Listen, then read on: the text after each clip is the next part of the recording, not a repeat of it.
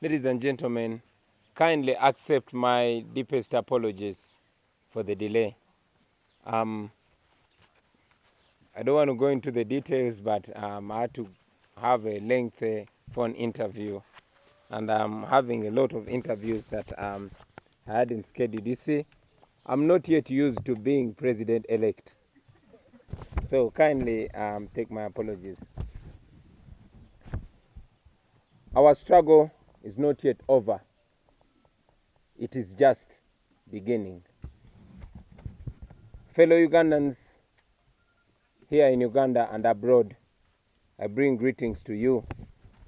First of all, let me take this opportunity to thank all Ugandans for turning up in massive numbers to vote. We saw millions of Ugandans lined up to vote in different areas across the country. It was definitely unprecedented. Thank you very much for accepting our message to turn up in large numbers and vote. Thank you for taking seriously, very seriously, matters pertaining our country, Uganda. I also want to appreciate all the citizens for voting for change. I have no doubt in my mind that the vast majority of you Ugandans voted for change yesterday. It was indeed a protest vote against General Museveni's murderous regime of blood and national shame. Now, General Museveni, aided by Mr. Byabakama, the chairperson of the Electoral Commission, other state institutions, and shamelessly some media houses are trying yet again to usurp the will of the people of Uganda. The people of Uganda voted massively for change of leadership from a dictatorship to a democratic government. But Mr. Museveni is deliberately trying to paint a picture that he is in the lead. What a joke. Last night, even before counting was completed in some districts, NBS television started broadcasting results showing that General Museveni was leading by 63%. Following a clear script, they hosted biased individuals and lend credence to the outright broad daylight robbery of the people's victory. I want to remind all the media houses and other corporate companies and citizens that the citizens are watching, and all of you who are participating in this conspiracy to defeat the will and victory of the people of Uganda will certainly face the consequences of your actions. Now, let me first of all remind all Ugandans about the illegal, high-handed actions which Museveni and his regime of blood have undertaken to set stage for the worst rigging this country has ever experienced. All of you know the violence and the impunity we have had to endure, the violence and impunity that we've been subjected to on the campaign trail. About 2 weeks ago, the regime arrested my entire campaign team, tortured some of them, and charged many of them in a military court before remanding them to Chitalia prison. These comrades had already taken on critical roles not only on the campaign trail but also supervisory roles on the election day.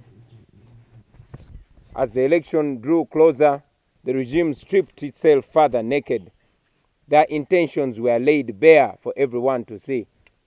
First, they switched off social media to prevent Ugandans from communicating as well as following what was going on in the election. Many Ugandans managed to bypass this blockade and started using VPNs to access social media. Ugandans could then share videos of the incidents that were going on in the election. The regime had another problem on its hand. On the 3rd of January, we had announced the U-Vote application. This is the app which we had developed over time. We developed this app to enable us to receive results from across the country in record time. The app had other functionaries. Citizens would have been able to upload the videos and incidences that were going on in various parts of the country.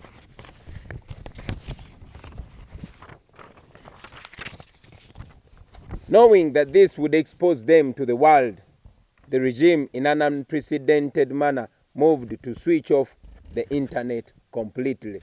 And they indeed switched off the internet completely. If they had nothing to hide, why keep the citizens in the dark?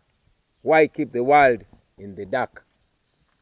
They denied accreditation to election observers, including the European Union and the United States. Museveni knew what he was planning to do. He could not stand an election being observed by independent poll observers. Local media houses were ordered not to report incidences of vote rigging and violence by the military against the citizens. Yesterday, on election day, as the nation went to the polls and the regime engaged in incredible acts of violence and rigging, without credible election observers, coupled with intimidation or compromised local media, as well as the internet switched off, Museveni had a field day. As we have been saying, a week to the election, the military and the police conducted operations in different districts of the country where our sub-region and district leaders were arrested and kept in prison without charge. Many of them in the districts of Lira, Moroto, Bunyangabo, Bundibujo, and very many others were arrested only to be released yesterday evening after election without any charge. Yesterday in Western Uganda and Northern Uganda, many of our polling agents were arrested and many chased away from polling stations. This happened in various counties and sub-counties of all districts in Western Uganda, as well as areas of Northern Uganda. In Kamwenje, Minister Frank Tumwebaze ordered for the arrest of all our polling agents within the district. In Butaleja, in the eastern region, Minister Irene Muloni ordered the guards to beat up all our polling agents and detain them. Let me make this unequivocally clear. Almost in the entire region of Western Uganda and Northern Uganda, there was actually no voting. We received thousands of calls and messages telling us how the election was a complete sham in those areas. In Bunyangabo, in Chitagwenda, in Kabale, in Rubanda, in Barara, in Chiruhura, in Kazo, and Isinjiro, and many other districts, there was no secret ballot in most polling stations. The military gave people pre-ticked ballots. They gave them pre-ticked ballot papers. In other cases, some people were ordered to vote from the desk in the presence of everyone. In Kwania, in Bulambuli, in Karenga, and many other places, some ballot boxes were opened and ballot papers were put in there. In several areas of Isinjiro, Kabale, Mbarara, and the districts of Karamoja, people were told that ballot papers for the president had already been ticked. All they had to do was to vote for their members of parliament only. Good enough, some of these irregularities were recorded on video, although in some areas the military confiscated or destroyed the phones and cameras that were being used to record these grave irregularities. We have so much footage to share with the world. We know that the media was ordered not to cover such incidences, particularly the local media. And indeed, in many cases, media practitioners gave us information and evidence because they knew, and they also still know, that such information would not be allowed on radios and TV stations. We are aware that even as we speak now, soldiers and other operatives are currently deployed in several media houses to ensure that Mr. Museveni's will is affected precisely. At the national, Byabakama is not really in charge. The chairperson of the Electoral Commission is not in charge at all. Several operatives have been deployed there for several days. Byabakama is only there to come and announce what has been given to him by these operatives. No wonder, out of the results that have been announced so far, they are concentrating on areas where it was very easy for Museveni to rig. If you check the data, most districts of Uganda and eastern Uganda, where General Museveni was defeated decisively despite the rigging, they are not being announced. Mr. Musinguzi, the Commissioner General of Uganda Revenue Authority, has been stationed at the National Tally Center, and we are being told that he is directly in charge of the operations to defeat the will of the people of Uganda through manipulating the results. If not for these evil intentions, what role would the Commissioner General of Uganda Revenue Authority be playing in an election? Our people have been asking Mr. Byabakama to tell them where he is getting the results he's announcing from. However, Mr. Byabakama and his team do not know. They don't seem to know where those results are coming from because they are not in charge. All this is intended to dampen the mood of the citizens of Uganda and to create an impression that their effort was in vain. Now, fellow Ugandans, even with all these election irregularities, which we shall share with the world in the coming days when the internet is restored, we secured a comfortable lead against General Museveni. In eastern and central regions, Museveni won very, very few polling stations, even after massive irregularities. In northern Uganda, we won many areas despite the rigging. In western Uganda, like I've already indicated, there was literally no voting, especially in Bunyoro, in Utoro, in Ankole, in Kigezi, and in Rwenzori.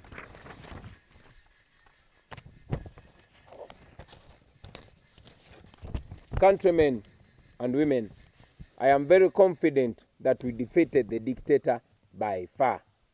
I call upon all Ugandans to reject the blackmail. We have certainly won this election, and we've won it by far. General Museveni and his small clique of oppressors are trying yet again to impose themselves on the people of Uganda. The people of Uganda will and must reject the blatant usurpation of their will and their voice. I want to ask all Ugandans to remain firm and confident that through this election we have spoken, and we have spoken clearly. The dictatorship is failing.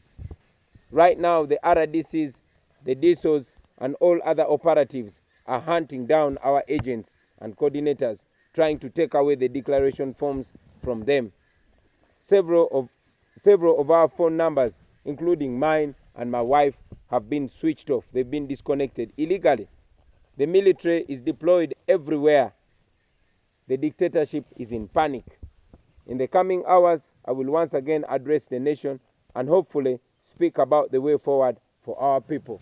But ultimately, we are removing a dictator. I thank you, ladies and gentlemen, for God and my country. Now, I'm in touch with my team, and we are going to meet and discuss and forge a way forward, which, like I said, I will be in the coming hours communicating to the people of Uganda and the citizens of the world. Would your plan be hinged on the law, or are you looking at other measures? What are your options? Right from the beginning, we have stood by the law. We are law-abiding citizens. We are non-violent. We are not criminals. We do everything we do within the law, and we shall do everything we will do within the law.